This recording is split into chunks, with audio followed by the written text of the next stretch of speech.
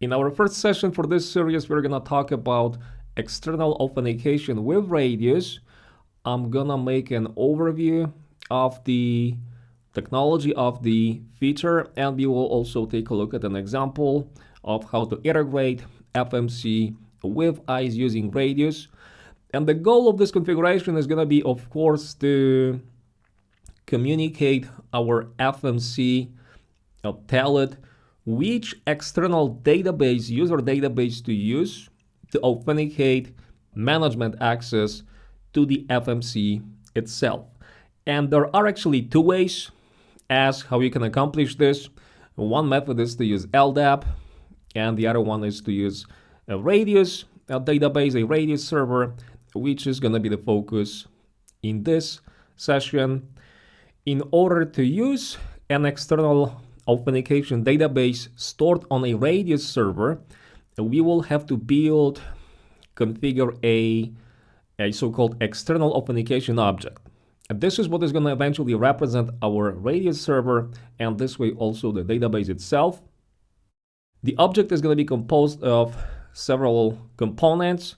There is going to be a section where you will be able to specify server settings such as IP address, and maybe the timeouts for a Radius communication. Of course, also the password, the key to protect the session. And we will have a set of permissions that we will be able to use, kind of like associate with our users. And this is what actually refers to user roles that are predefined on FMC. You can also build your custom user roles. A user role, just to recap from part one, is just a set of permissions that a certain associated user is gonna have when logging to the FMC. It's a simple method of separating different menu portions, the GUI portions of the menu, between the different types of users. Now, in case of Radius authentication, there are going to be actually three ways of assigning those permissions to our users. The easiest way is going to be to build a user list, which is where you will separate user accounts with a comma, such as you will tell that user 1 and user 2, you want to associate those guys with the administrator user role. So this way, both of these users will be given full access because the administrator role offers access to all GUI elements, to all FMC GUI options. Okay, another method, another way how we can push those permissions is gonna be to use Radius AV pairs. So in this case, we will have to choose one or maybe more than one Radius attribute that we want to use for this function.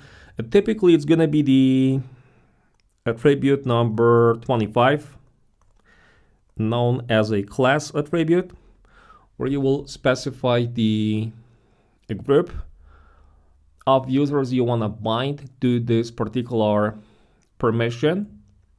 But it could be also a different attribute. It could be even a custom attribute that you will build specifically for this function. And method number 3 is going to be to rely on the so-called default user role, which is another thing that you will be able to populate as you build the external authentication object. Okay, on some firepower platforms, it is even possible to configure a default role as a platform setting. And this is going to come into play to any authenticated user that wasn't bound to a default role configured within the object. So you can have an object, let's say for Radius server 1, where you will not configure it with a default user role. So in this case, it would be the platform default role, what will be assigned to the user as she or he authenticates to the FMC.